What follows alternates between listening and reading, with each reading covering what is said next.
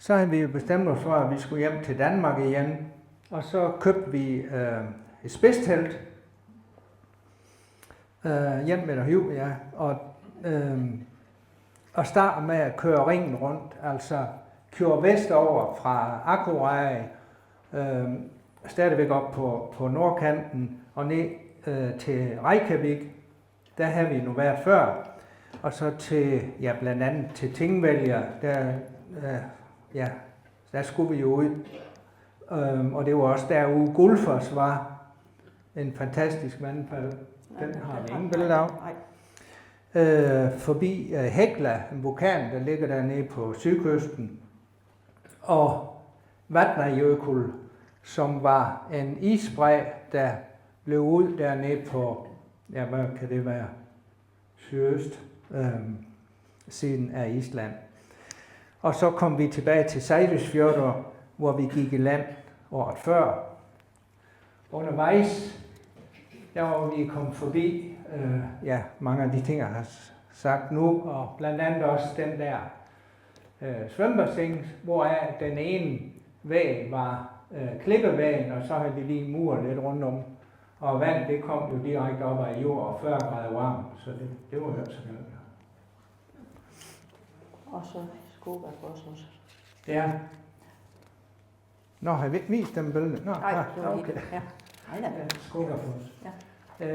Der er faktisk også et andet lille vandfald, dernede, hvad hed den? Ja, det er lige meget. Ja. Men der kunne gå ind bagved. Ja. Så det skulle nok være der. Derfra der sejlede vi til Tórshavn på Færøerne, hvor vi besøgte Doris' højskolekammerat og oplevede Det var en billede af. Ja. Blandt andet grindefangst.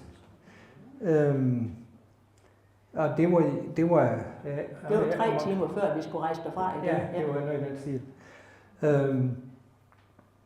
Det foregik på den måde, at der var en, der havde fået øve dem der udenfor, og så gav han besked ind til bygden. Han tog nok lige mobiltelefonen, det gjorde han så nok ikke dengang.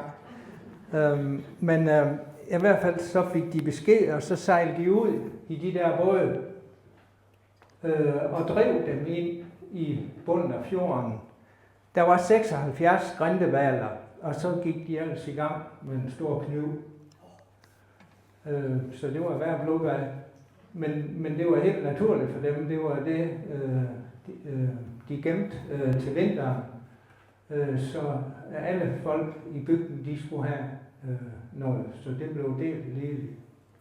Så det, jeg ved faktisk ikke, om det foregår i Lund. Der er stadigvæk nogen, der klarer over, når folk de fanger hvaler og grint. Så fra Færøerne, der sejlede vi til Scrabster i Skotland. Og det var så venstrekørsel. Så da vi kom til den første rundkørsel, så stod der en mand uden tænder og kasket over sådan, I kan nok forestille jer, og han skraldgrin, fordi vi kørte selvfølgelig den forkerte vej rundt i rundkørsel. Så det var hans, så var hans dag øjet der. Ja. Vi kørte så ned gennem England, og det der, vi skulle forestille Edinburgh, hvor vi var lige før. Ja. Og vi havde fået billet. Det havde vi bestilt over internet, så det havde vi heller nej. Til Edinburgh Tattoo med sækkepiv. Og ja, det var en stor oplevelse.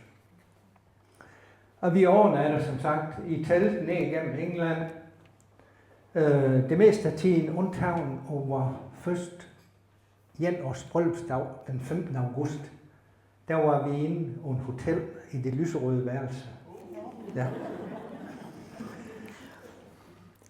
Og vi var også forbi Stonehenge og sikkert også andre seværdigheder ned igennem England. Så sejlede vi til Holland og kørte gennem Belgien til Paris, hvor min søster boede og malede på det tidspunkt. En dag vi stod op og kiggede ud over byen fra Montmartre, så imellem lommetyve og lidt skumle personer, så kom der pludselig en bagfra og lagde hånden over øjnene. Doris hun gik helt i panik og slog omkring sig. Det viste sig så, at det var min anden søster og mand og 2 veninder fra Borges, der havde aftalt med søster Lit, at de ville overraskes. Det blev nogle rigtig gode dage i Paris. Vi hyggede os med god mad og vin og dansk snak igen. Så det var dejligt.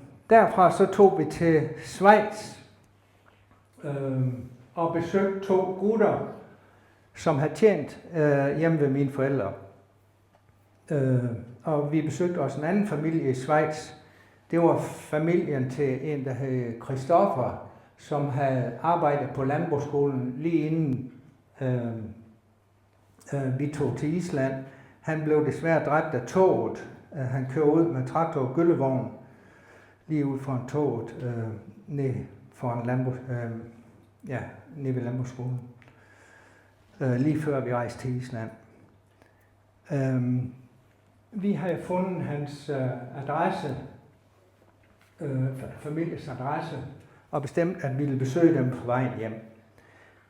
De var virkelig meget gæstfri og taknemmelige over at snakke med nogen, der havde arbejdet sammen med ham i Danmark. Det var en meget rørende oplevelse, og de vidste næsten alt det gode, de skulle gøre. Så kørte vi til Tyskland og besøgte nogen på en gård i Negenborn ved Hannover. Der havde min bror tjent i den landsby, og så var han kommet til at kende Elke der, og hvad hed han, Heine. Og de havde så fået gård dernede, og jeg tror faktisk, vi havde været dernede før. Og gården der, de lå inde i byen, og med malkøer, så kunne de lige køre frem og tilbage hver gang. Så de gik ud om sommeren, og de kørte så ud med sådan en fanggittervogn, hvor de fik lidt kraftfor, og havde en vakuumpump på traktoren, og så kunne de malke derude og køre hjem med mælk, og fik det kølet. Det var jo rigtig fint. Faktisk så kommer jeg til at tænke på, da jeg så den her igen, at Mal har fortalt en gang, at en år det var rigtig tør, så havde de faktisk lavet sådan en anordning, at de kunne have kørt om i Bukja Eng og malke dem på den måde. Vi kom hjem til Danmark den 31. august 1981. Ja, det gjorde vi også. Ja. Og det er hjemme fra vores den udsigt, vi har hjemme fra køkkenvinduet.